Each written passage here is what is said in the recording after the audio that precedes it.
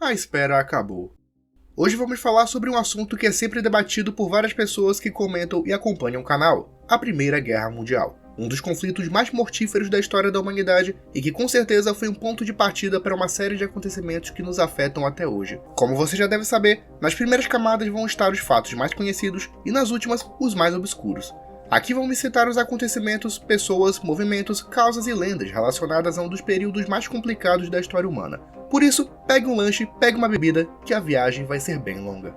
Antes de tudo, quero pedir por favor que você já deixe seu like, se inscreva no canal e ative o sininho de notificações, já que esse vídeo deu um baita trabalho de edição, pesquisa, roteiro, enfim, sem contar que o algoritmo não é muito fã desse tipo de assunto. Então, para valorizar o trabalho e ajudar o canal a crescer, sua inscrição e like são muito importantes. Aliás, também temos um clube de membros, onde você pode ajudar a patrocinar o canal e ganhar alguns privilégios. Sem mais delongas, sem mais falácia, vamos ao vídeo.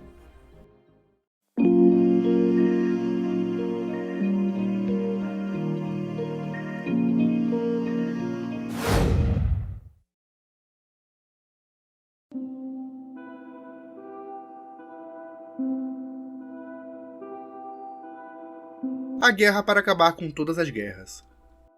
A Guerra para Acabar com Todas as Guerras foi um bordão usado assim que a Primeira Guerra começou. Ele era usado em jornais e diários ocidentais, principalmente no Reino Unido, e descrevia a magnitude do conflito da época, que era chamado de a Grande Guerra, já que, claro, ninguém sabia que outra iria acontecer no futuro. Os intelectuais da época acreditavam que ela seria tão devastadora que colocaria fim ao conceito de guerra na humanidade. Ou seja, teoricamente a sociedade aprenderia com os horrores da guerra e nunca mais entraria numa de novo. A frase também é geralmente associada ao ex-presidente americano Woodrow Wilson, que disse ela no momento em que fez a petição ao Congresso para que declarasse guerra à Alemanha, já que também existia a crença de que a entrada dos Estados Unidos ajudaria a salvar a democracia. Bom, essa frase e o contexto dela hoje em dia soam de forma meio irônica, já que, como sabemos, a Primeira Guerra Mundial não serviu como aprendizado para a raça humana, e aliás, o efeito dela é sentido até hoje. Arquiduque Francisco Ferdinando. Francisco Ferdinando Carlos Luís José Maria foi um membro da realeza do Império Austro-Húngaro. Sobrinho do imperador Francisco José, ele era herdeiro presuntivo e estava destinado a ser o futuro soberano não só da Áustria e Hungria, mas de vários países da Península Balcânica, países cujos povos não tinham uma relação muito boa com a coroa imperial. Em especial a Bósnia, que tinha muita ligação com o reino da Sérvia e já sonhava com a unificação dos dois países em uma única grande nação, a chamada Grande Sérvia.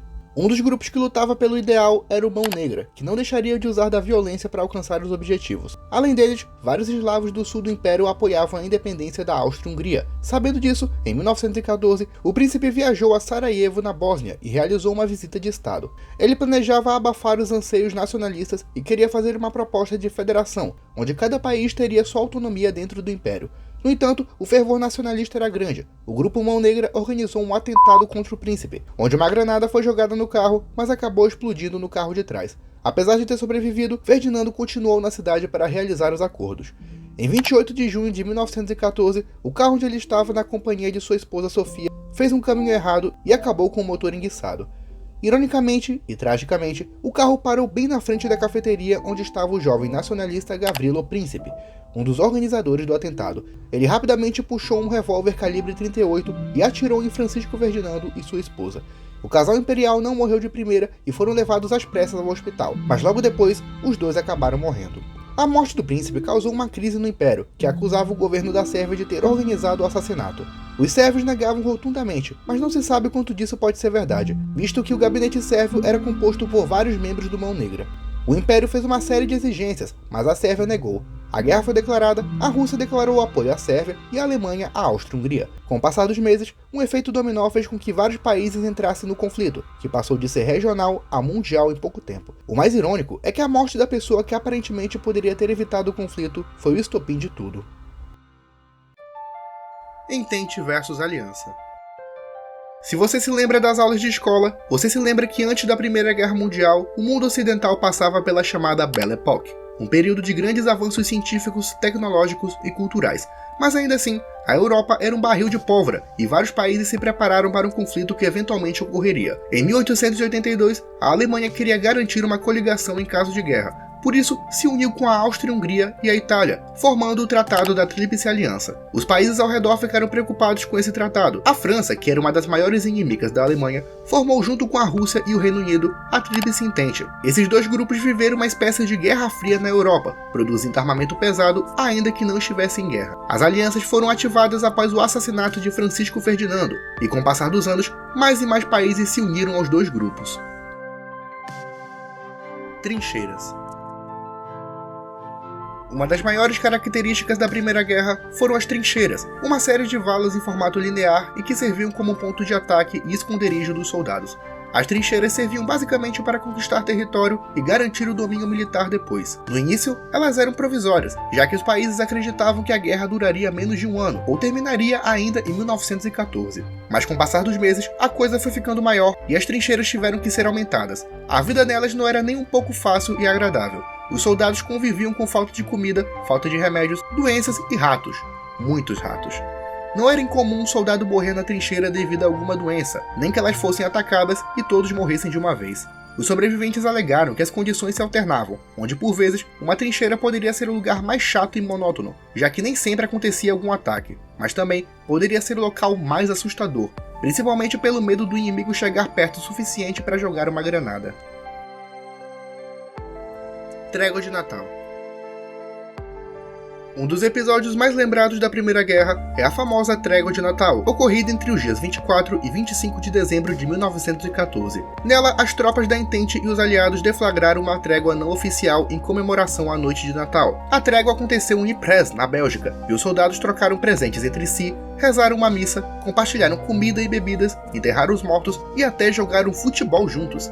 Além da Bélgica, várias tréguas aconteceram em todo o fronte ocidental, numa demonstração genuína de fraternidade e festividade. O que ajudou para que a trégua acontecesse era o sentimento de otimismo pelo fim da guerra, que segundo os governos duraria apenas alguns meses. Isso fez com que a esperança e o espírito de fraternidade permanecessem entre os soldados. Porém, internacionalmente, o acontecimento foi visto como uma fraqueza e uma falta de patriotismo durante a guerra. Acabaram sendo punidos pelos superiores tempos depois. Em 1915, as tréguas aconteceram em menor proporção, mas a partir de 1916, elas não aconteceram mais, visto que além dos superiores ameaçarem os soldados que participassem, os ânimos e o ódio entre os exércitos só foi aumentando, principalmente devido à fase mais violenta da guerra. Apesar de tudo, a Trégua de Natal é hoje vista como uma clara demonstração de humanidade, festividade e solidariedade humana. Revolução Russa. A Rússia do início do século XX era um barril de pólvora. Além de ser economicamente atrasada e militarmente menos poderosa que outros impérios da Europa, a Rússia enfrentava o surgimento do socialismo e o comunismo, em oposição ao regime czarista. A situação só piorou com o início da Primeira Guerra Mundial, já que o país enfrentou uma série de baixas militares, crise de abastecimento e a piora na situação política interna. O resultado foi uma crise política que resultou na abdicação do imperador Nicolau II e a formação de um governo provisório que não abandonou a guerra. Mas em novembro de 1917, os comunistas tomaram o poder liderados por Vladimir Lenin, que assinou um armistício com a Alemanha e abandonou a guerra. A Rússia Imperial caiu e nasceu a República Socialista Soviética da Rússia, que em 1922 daria origem à União Soviética, considerado o primeiro Estado socialista do mundo e um dos mais importantes e controversos da história moderna. Plano Schlieffen. A Europa vivia uma paz armada no início do século XX, e a iminência de uma guerra preocupava as principais potências. A Alemanha era uma das mais poderosas e a que mais tinha receio do que poderia acontecer em uma eventual guerra, já que por estar localizada no centro da Europa, ela poderia facilmente ser atacada dos dois lados. Por isso, no início do século XX, foi criado o Plano Schlieffen, criado pelo general Alfred von Schlieffen, comandante do Estado-Maior do Exército Alemão. O plano consistiria em invadir rapidamente a França pelo fronte ocidental e depois partir para a Rússia no fronte oriental. Assim, a Alemanha teria uma garantia de que não seria facilmente atacada pelo oeste. No entanto, quando o plano foi posto em prática, era necessário invadir a Bélgica. A princípio, a Alemanha pensou que seria uma invasão rápida e que daria espaço a uma conquista relâmpago da França. Porém, a população belga lutou pela soberania do país e conseguiu repelir por algum tempo o ataque alemão. O Reino Unido e a Rússia, que já haviam declarado apoio à neutralidade da Bélgica, intensificaram os ataques. Com o fracasso do plano, a Alemanha teve que ficar presa na tática de trincheiras e combater dos dois lados pela Europa durante 4 anos. Telegrama Zimmermann. Durante a guerra, os Estados Unidos permaneceram neutros até 1917, mas ainda vendendo armamento bélico para a Entente. Isso era um fator determinante na luta contra a Alemanha, o que poderia ajudar na derrota do país. Sabendo disso, o ministro alemão Arthur Zimmermann enviou um telegrama codificado para o México. Nele, o governo alemão oferecia uma aliança, onde o México receberia armamento e financiamento para a reconquista do oeste americano, que até meados do século XIX pertencia ao México e foi perdido na Guerra Mexicano-Americana. O objetivo era atrapalhar a venda de armas para a Entente, facilitando no combate alemão. Porém, a inteligência britânica interceptou o telegrama e, posteriormente, o governo mexicano rechaçou a ideia da aliança. Além disso, eles delataram o telegrama ao governo americano, o que causou mal-estar nas relações com o Império Alemão. Esse foi um dos motivos que levaram os Estados Unidos a entrar na guerra e mudar definitivamente todo o cenário dela. O que teria acontecido caso o México tivesse aceitado a aliança é um tema de debate. Até porque na época o país passava pela Revolução Mexicana, que causou um verdadeiro caos social e político que destruiu parte do país. Batalha das Toninhas. Em abril de 1917, o Brasil entrou oficialmente na Primeira Guerra após o afundamento de navios brasileiros por submarinos alemães. A Marinha do Brasil enviou uma frota de navios de guerra comandados pelo almirante Pedro Max Fernando Frontin. Acompanhados de tropas britânicas, os brasileiros estavam a bordo do cruzador Bahia, pelo Estreito de Gibraltar, quando uma movimentação estranha foi percebida no mar durante a madrugada de 1918. Na época, não existia nenhuma tecnologia que possibilitasse o avistamento de submarinos, por isso, os brasileiros acreditavam que se tratavam de submarinos alemães. Sendo assim, abriram fogo contra a água acreditando se tratar de um ataque inimigo. Quando o sangue começou a jorrar e os corpos começaram a flutuar pela água, perceberam que não eram submarinos, mas sim animais marinhos conhecidos como toninhas, animais típicos da região. Uma coisa bizarra e até embaraçosa de se pensar é que esse foi o mais perto que o Brasil chegou de uma batalha na Primeira Guerra Mundial. Boa, Brasil!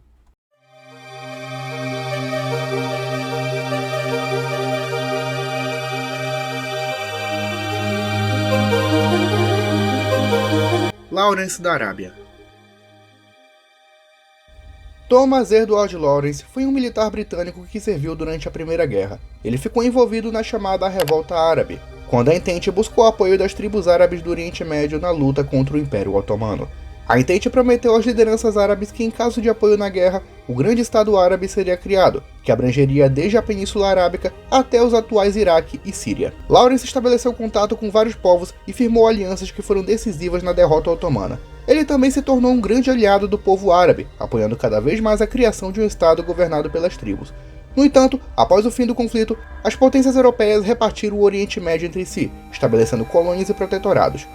Lawrence até iniciou uma campanha e fez protestos em favor do povo árabe, mas todos eles foram infrutíferos. Envergonhado de sua participação na colonização do Oriente Médio, ele passou seus últimos anos de vida isolado e praticamente esquecido. Gás mostarda.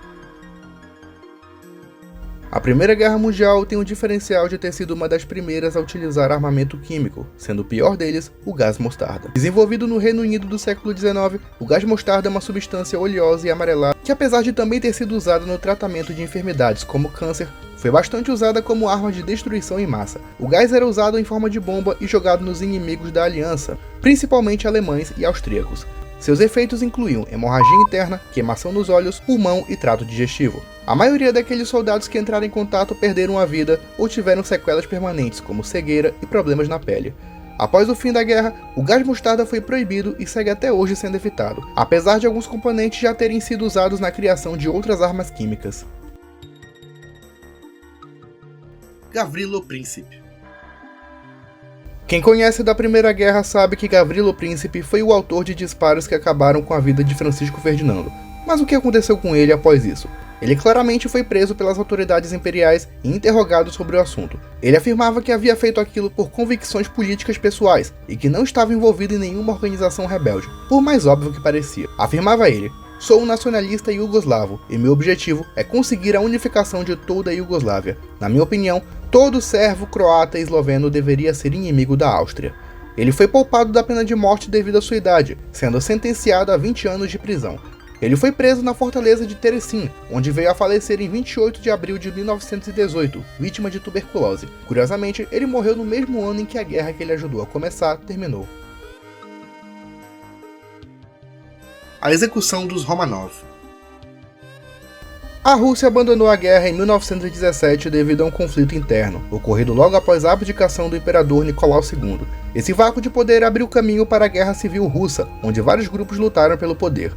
Durante esse caos, a família imperial foi levada para Ekaterimburgo, onde eram vigiados pelo Exército Vermelho e impedidos de abandonarem a cidade.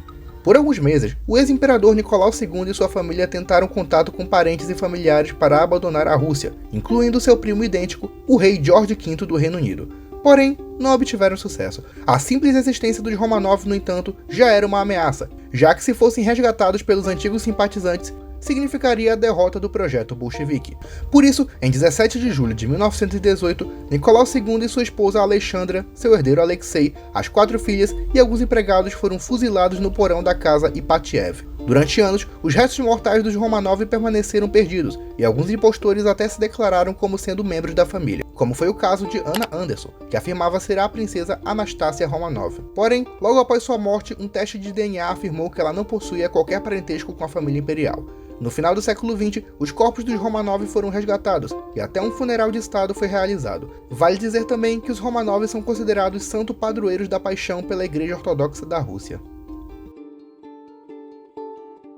Sargento Stubbe. Durante a Primeira Guerra, muitos animais foram usados no combate, como cavalos, cachorros e até pombos. Esse foi o caso do Sargento Stubbe, o primeiro cão a ser promovido a sargento na história. Stubbe era oriundo de uma mistura entre Pitbull e um Terrier, sendo encontrado na Universidade de Yale pelo soldado Robert Conroy. Em 1917, o jovem soldado foi convocado para a guerra e levou seu cachorro escondido. Quando foi descoberto, Stubbe foi permitido no exército por ser bem comportado e entender os comandos militares. Durante a guerra na França, Stubbe ajudou a detectar a localização de bombas de gás tóxico, vigiava as trincheiras durante a noite e até ajudou a desmascarar um espião alemão. Devido a isso, ele foi elevado à categoria de sargento e reconhecido pelo seu esforço. Não apenas isso, mas ele também foi uma grande celebridade no pós-guerra, chegando a se encontrar com alguns presidentes e ser reconhecido nacionalmente. Stubbe veio a falecer em 1926, mas seu legado chega até os dias de hoje, possuindo inclusive um filme de animação sobre sua vida. O Barão Vermelho. Manfred von Richthofen foi um piloto de caça alemão que lutou na Primeira Guerra. Oriundo de uma família de aristocratas, ele entrou para a história por ter abatido mais de 80 aviões durante toda a guerra, sendo reconhecido pelo governo e respeitado pelos compatriotas, recebendo o título de Barão Vermelho. Manfred von Richthofen foi abatido em abril de 1918, sendo sua morte até hoje um grande tema de debate. Na época, ela foi creditada ao artilheiro australiano Cedric Pompkins, embora a RAF britânica afirme que o autor foi o canadense Arthur Roy Brown. Um fato interessante é que o Barão Vermelho é primo de terceiro grau de Suzanne von Richthofen, cuja história todo brasileiro fã de mistério e crimes conhece. Túnel Winterberg. Entre 4 e 5 de maio de 1917, aconteceu uma das piores tragédias da história do exército alemão. E não foi em campo de batalha. Na cidade de Arles, no norte da França, um grupo de 275 soldados da PR-111 ficaram soterrados num túnel de abastecimento localizado na cidade de Craonne. Os franceses haviam jogado 2 bombas que soterraram a entrada do túnel, deixando os alemães presos num buraco de 300 metros de comprimento e 200 de profundidade. No desespero, alguns acabaram terminando com sua existência, enquanto outros acabaram perecendo pela fome e sede. Dos 275 soldados, apenas 2 conseguiram sobreviver e serem resgatados. Após o fim da guerra, nem o governo da França ou da Alemanha demonstrou interesse em resgatar os cadáveres. Sendo assim, os corpos ficaram ali esquecidos por 103 anos. Apenas em 2020, graças aos esforços de 2 historiadores franceses, a mídia relembrou do caso e fez um verdadeiro alarde para que os corpos fossem desenterrados. No entanto, até agora nenhum movimento político foi feito, e os corpos continuam ali, apesar de protestos. Alguns descendentes dos soldados já foram localizados e exigem a escavação do local, mas aparentemente não é de interesse público que aquele lugar seja desenterrado.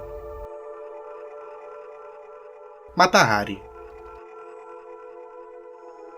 Margaretha Gertruida Zell foi uma dançarina holandesa naturalizada como francesa. Após passar por um casamento fracassado, a morte de um filho e a falta de emprego, ela se assumiu como prostituta e começou a trabalhar como dançarina e cortesã nas principais casas de show da Europa. Com o início da Primeira Guerra Mundial, ela atuou como espiã a serviço da Alemanha, tendo contato com os principais comandantes e repassando informações. Utilizando da beleza, astúcia e persuasão, ela conseguiu ser uma figura-chave na espionagem de inteligência alemã. No entanto, sua postura custaria bem caro. Ela foi descoberta em 1917, sendo julgada e condenada a um pelotão de fuzilamento. A figura de Mata Hari é até hoje bastante polêmica, já que se discute se ela seria uma traidora ou uma vítima da época, visto que tudo que ela fez foi supostamente para sobreviver e sustentar sua filha. Mata Hari segue sendo também uma imagem de inspiração e representação na cultura popular.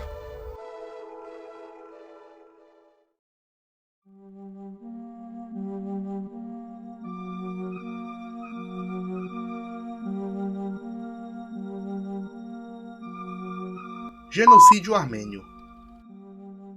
Um dos eventos mais tristes e mais esquecidos da história foi o que ficou conhecido como Genocídio Armênio.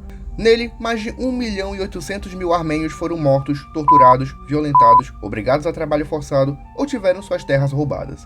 Na época, a Armênia era dominada pelo Império Otomano, sendo que pelo fato da população ser cristã ortodoxa e já ter um violento histórico contra o governo turco, o grão-vizir Ismail Enver Pasha suspeitava que os rebeldes armênios poderiam trair o império e se aliar aos russos. Em abril de 1915, ocorreu uma revolta que foi o estopim do genocídio. Além de camponeses terem suas terras roubadas, a igreja foi reprimida, as aldeias foram incendiadas e várias pessoas foram enviadas a campos de trabalho forçado.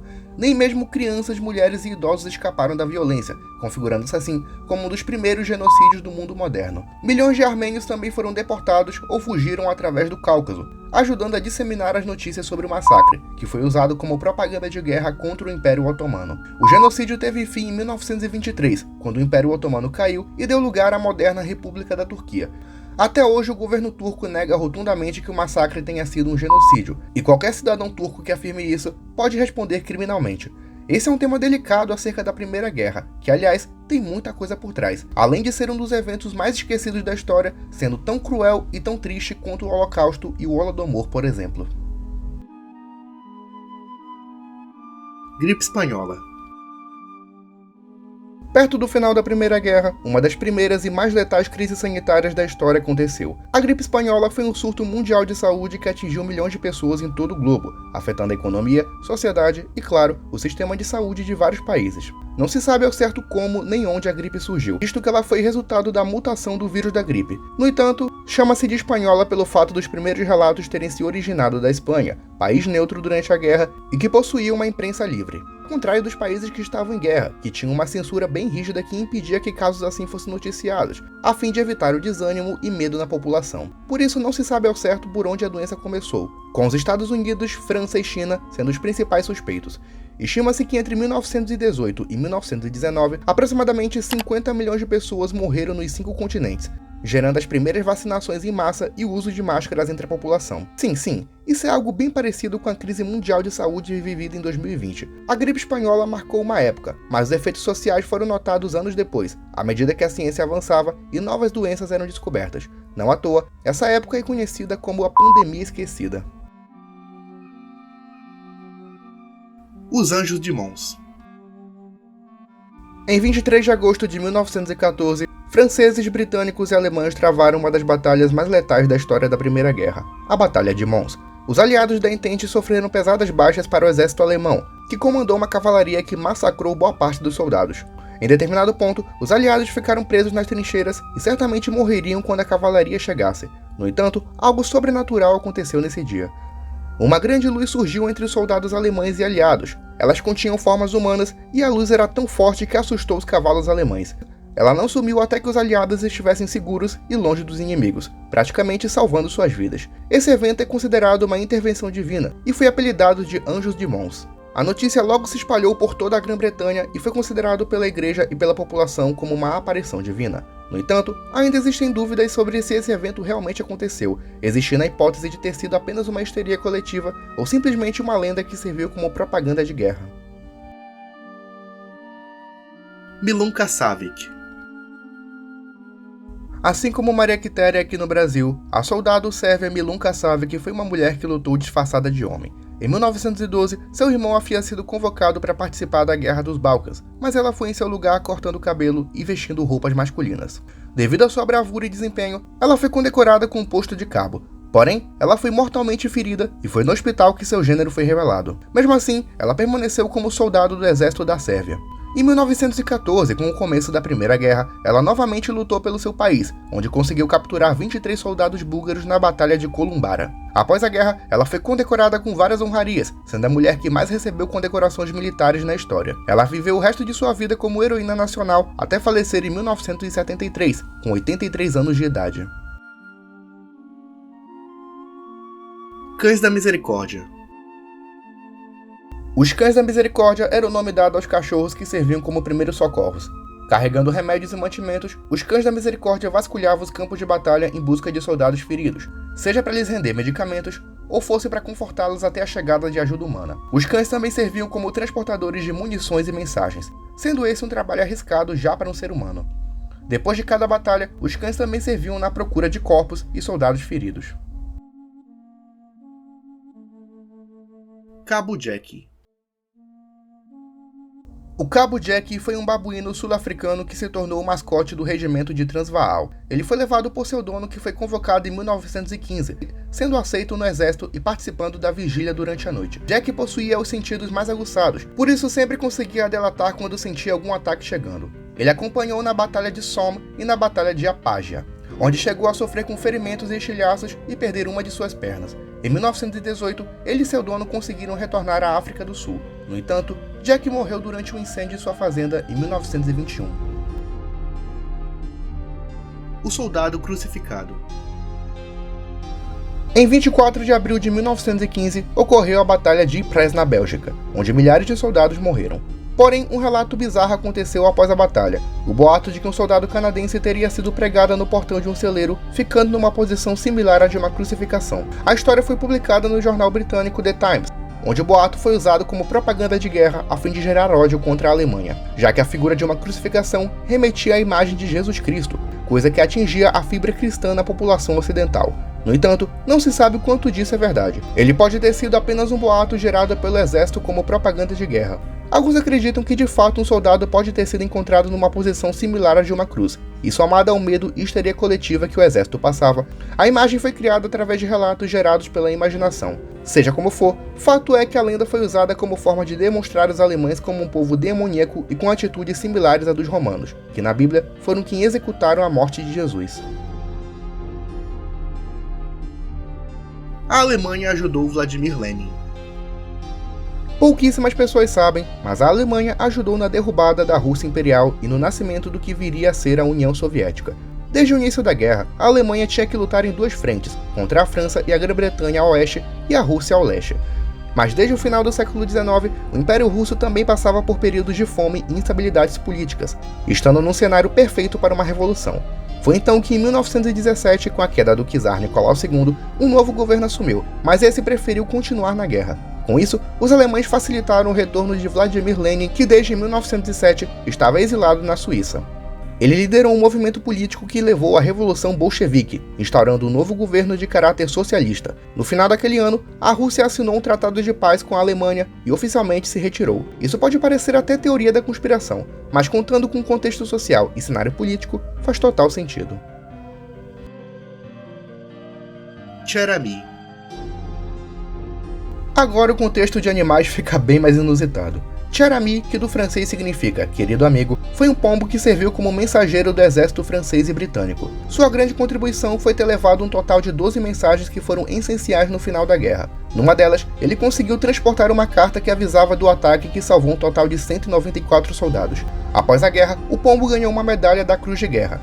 Infelizmente, Cherami acabou falecendo pouco tempo depois do fim do conflito. Ainda assim, seu corpo foi taxidermizado e até hoje está exposto no Museu Americano em Washington.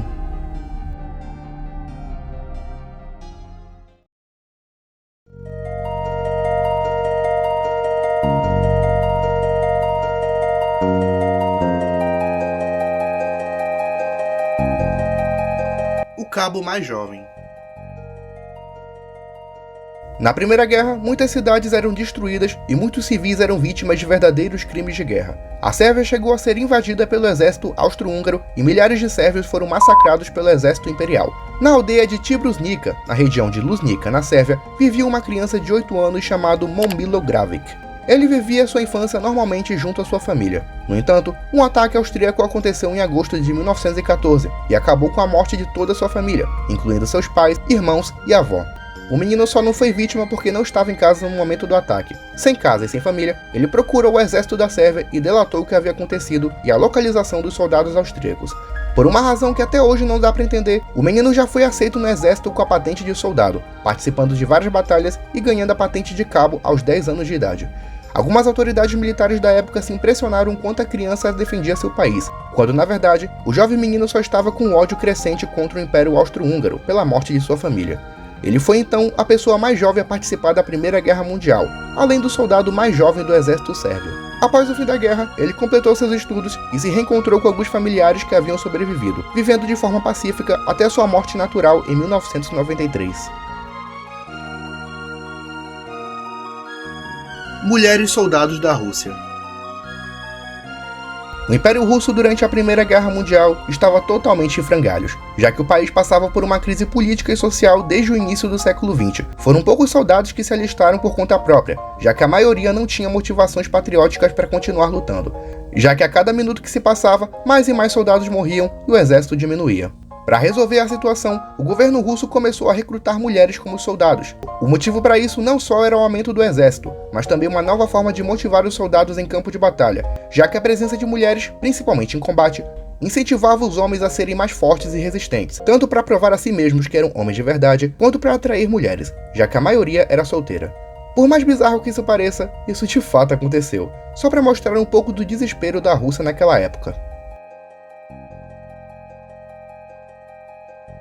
Os Sandringhams.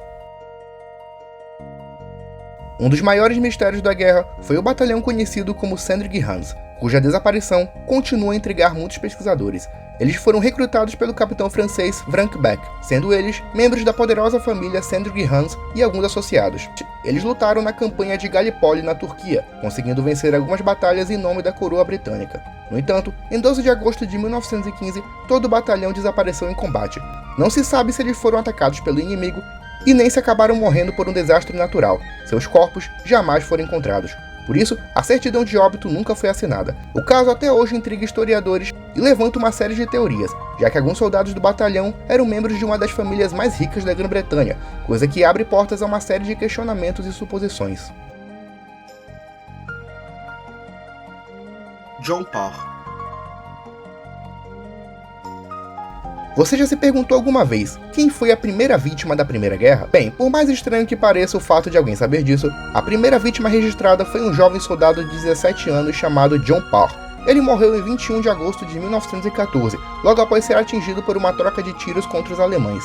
De início, seu corpo ficou como desaparecido e só foi encontrado no final da guerra, supostamente enterrado pelos próprios alemães. Ele foi enterrado no cemitério militar na França. Curiosamente, sua lápide está na frente do túmulo de George Edwin Wilson, o último soldado oficialmente morto antes do fim da Primeira Guerra. Caso SM-UB-85.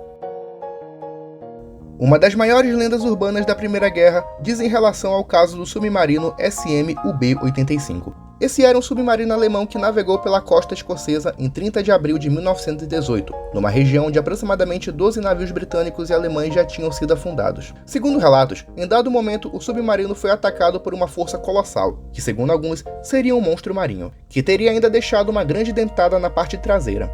De acordo com as palavras do comandante alemão Günther Kretsch, um monstro marinho emergiu do mar com grandes olhos, situados em um tipo de crânio pontiagudo, uma cabeça pequena e dentes que brilhavam à luz do luar. Ele continuava afirmando que a tripulação chegou a lutar com a criatura por alguns minutos, antes dela entrar no mar de novo e desaparecer para sempre.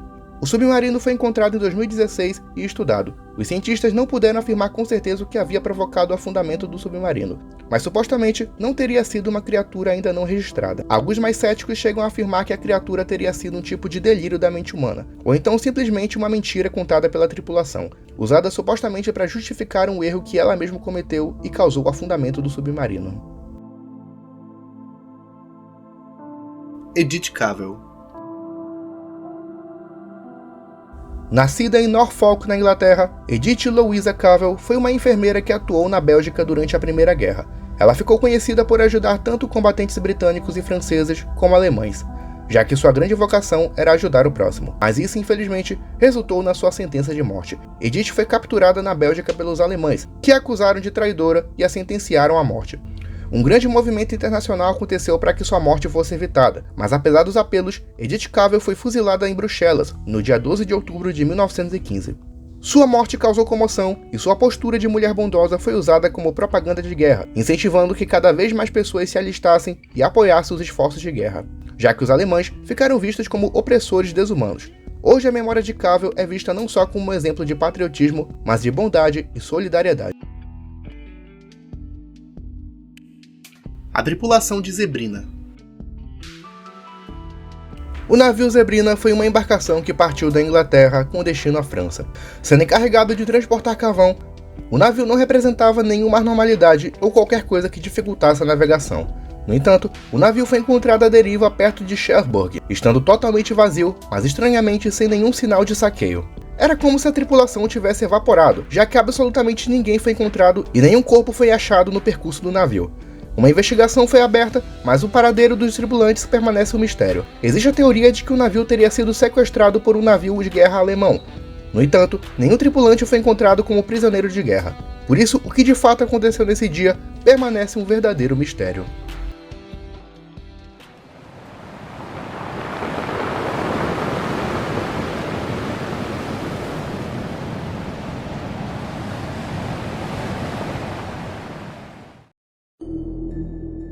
Ataque dos Mortos-Vivos.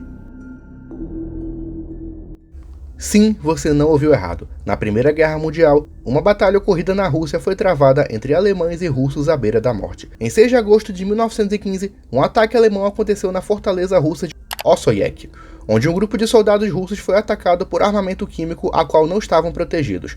Usando lençóis de tecidos, os soldados cobriram seus rostos, mas isso não adiantou. Uma série de feridas começaram a surgir pelos seus corpos e os pulmões eram aos poucos dilacerados. Quando o exército alemão marchou em direção à fortaleza, foi surpreendido por um grupo de soldados russos quase mortos.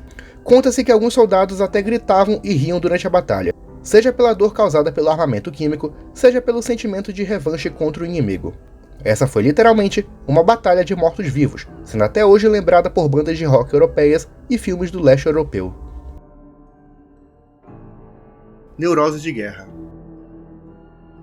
A Primeira Guerra Mundial foi uma das primeiras guerras tecnológicas, e isso significa um armamento bem mais destrutivo e arrasador. Não só fisicamente, mas as bombas da Primeira Guerra causaram efeitos psicológicos e neurológicos nos soldados. Muitos deles tinham episódios de estresse, histeria e até ataques de riso incontroláveis. Esse complexo, na época desconhecido, é hoje conhecido como neurose de guerra. Essa condição é causada pelo barulho das bombas, os ferimentos, traumas e a tensão de estar em constante perigo de morte. Durante a Primeira Guerra, a psicologia ainda não tinha esse diagnóstico. Por isso, muitos soldados que padeceram dessa condição eram considerados covardes. Apenas depois da Segunda Guerra Mundial, a ciência começou a estudar os casos de forma mais aprofundada.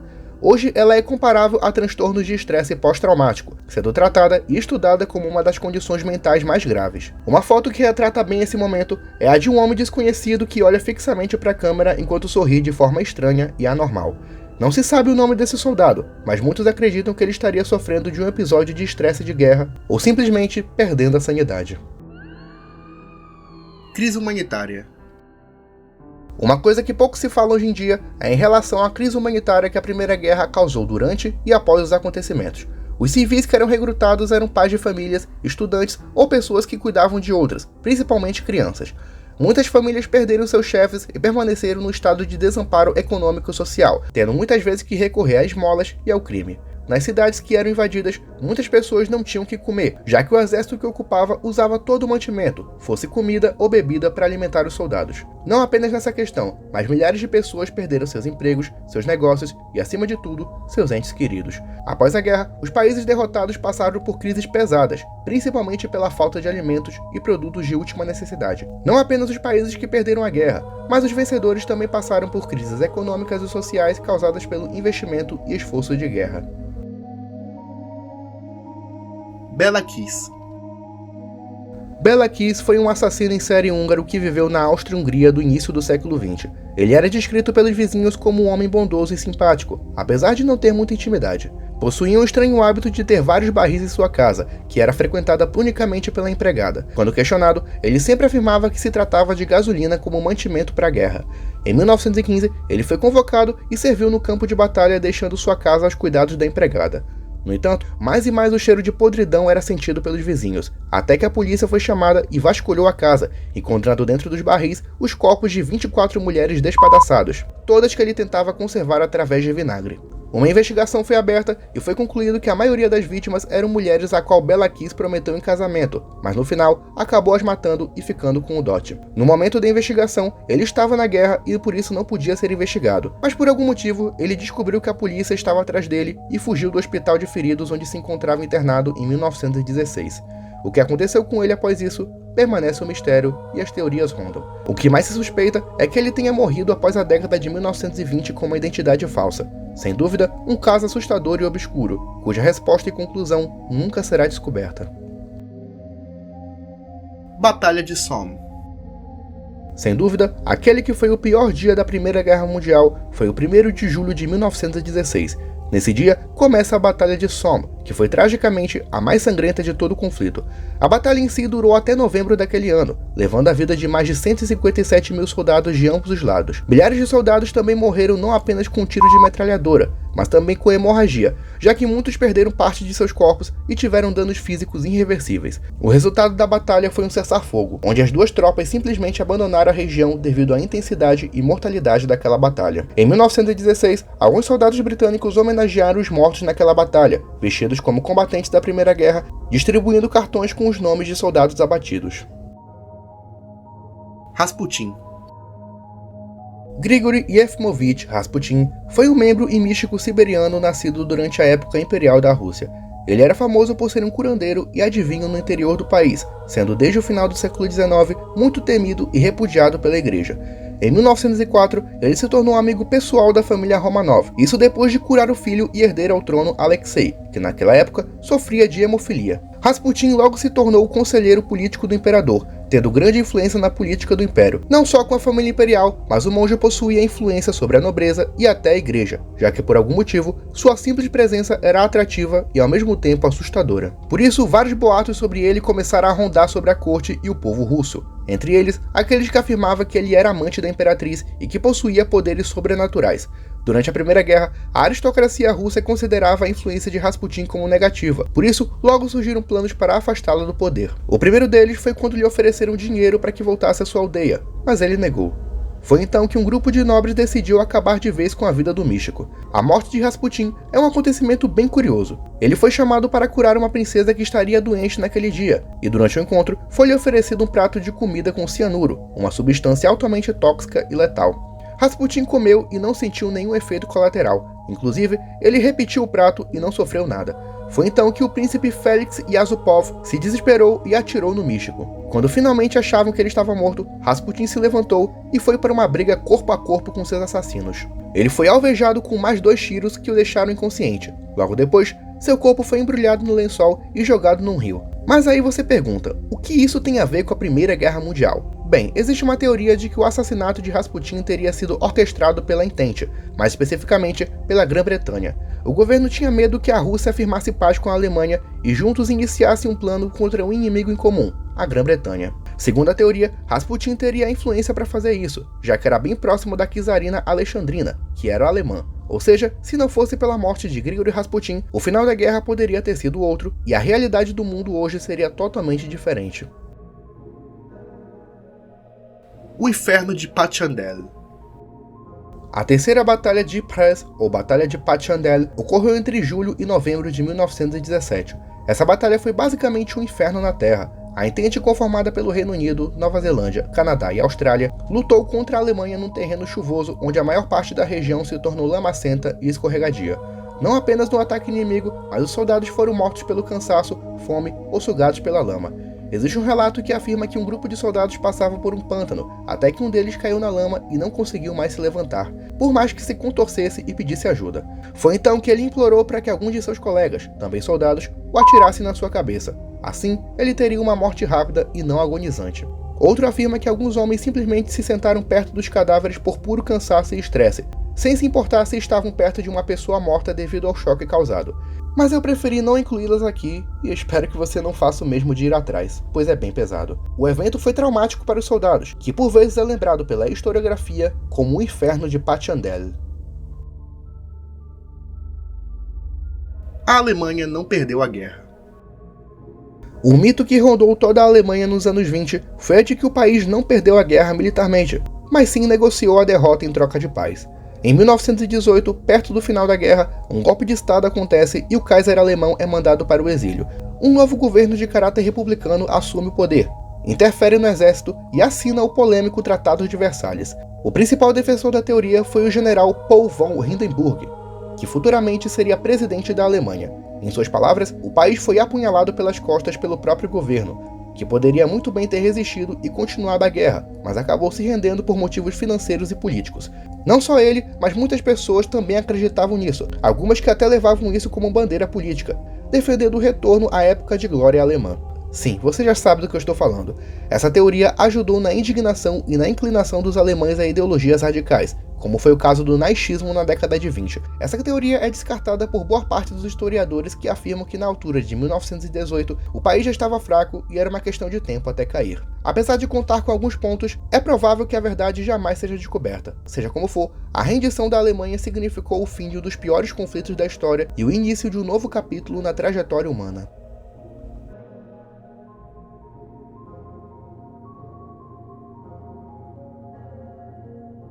E chegamos ao final de um dos maiores projetos da história desse canal. De verdade, se você gostou do vídeo, eu te peço, por favor, deixe seu like, se inscreva e ative o sininho de notificações. Tudo isso ajuda demais no crescimento e evolução do canal, já que o YouTube não é muito fã desse tipo de assunto. Sem mais delongas, sem mais conversa, me despeço e tchau.